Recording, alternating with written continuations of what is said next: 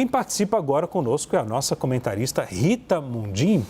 Rita, como é que você avalia o processo que o Brasil abriu junto à OMC para tentar resolver o tarifaço dos Estados Unidos, hein? Boa noite. Boa noite, Leandro. Tudo bem? Olha, Leandro, nessa altura do campeonato é uma satisfação, é uma narrativa. Por quê? Como é que funciona? Existe um sistema de soluções de controvérsias. Então, quando você tem um problema com outro país em relação ao comércio, você faz o que o Brasil fez, o que até a China fez lá atrás, em fevereiro, antes mesmo do tarifaço, os Estados Unidos, logo que o Trump assumiu, ele impôs uma sobretaxa aos chineses de 10%, alegando que havia entrada de fenatil nos Estados Unidos por causa dos chineses. Então, era uma punição. Mas, enfim, o que acontece? Desde 2017, o primeiro passo é o órgão de apelação. E esse órgão de apelação ele é composto por juízes dos países membros da OMC. E começou a haver uma dificuldade de nomear juízes para esse órgão.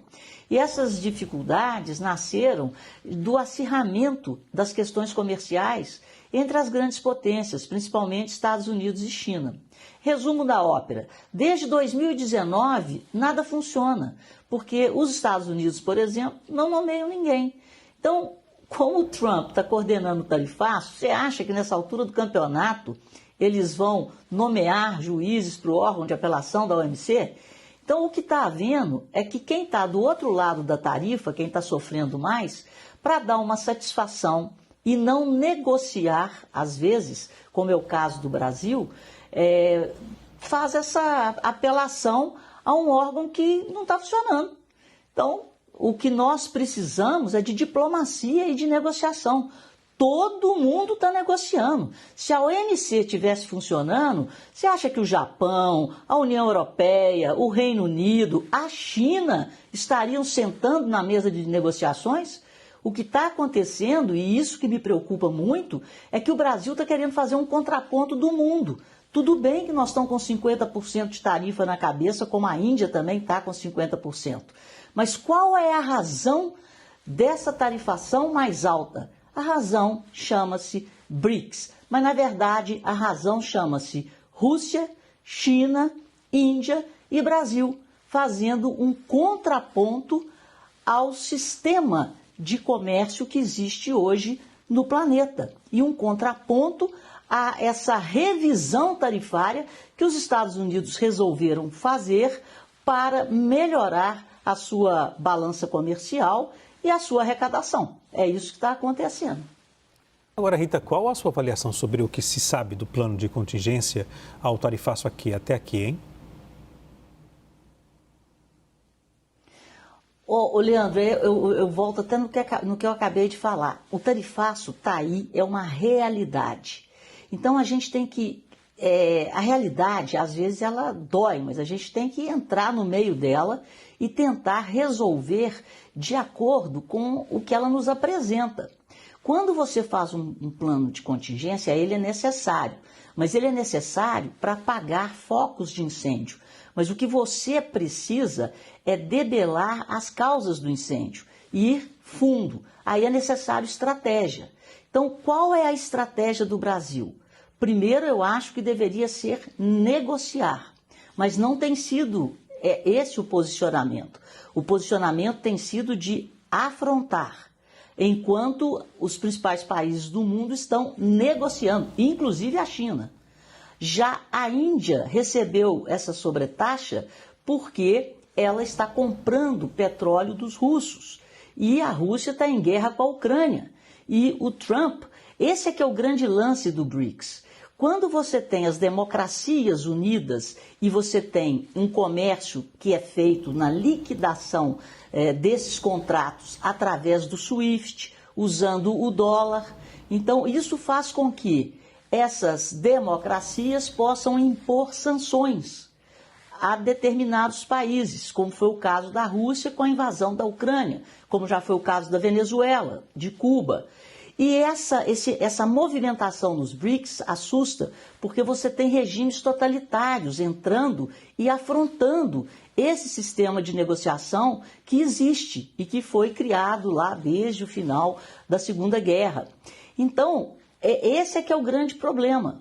O problema dessa tarifa mais alta para o Brasil e essa tarifa mais alta para a Índia reside nessa insistência e nesse caminho rumo a uma alternativa de moeda para o comércio internacional e uma alternativa que não seja, né, é claro, o dólar.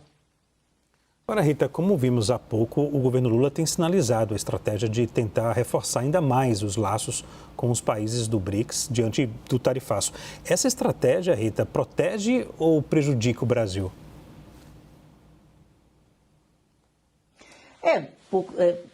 Eu vou reforçar o que eu acabei de falar. Eu acho que essa estratégia prejudica o Brasil e o presidente Lula, ele está tomando assim, ele está quase sendo o porta-voz da China e a China está caladinha. Então nós estamos virando o porta-voz da China, o porta-voz da Índia. Ele falou, né, ele disse para a Reuters ontem e já ligou para o primeiro-ministro da Índia, vai entrar em contato com Xi Jinping. O Xi Jinping, quando os Estados Unidos, né, não colocaram o café no meio das isenções, a China rapidamente autorizou 183 empresas chinesas a importarem o café brasileiro, mas isso, o que o chinês consome de café, perto do que os Estados Unidos consomem e compra, nada, é um risco.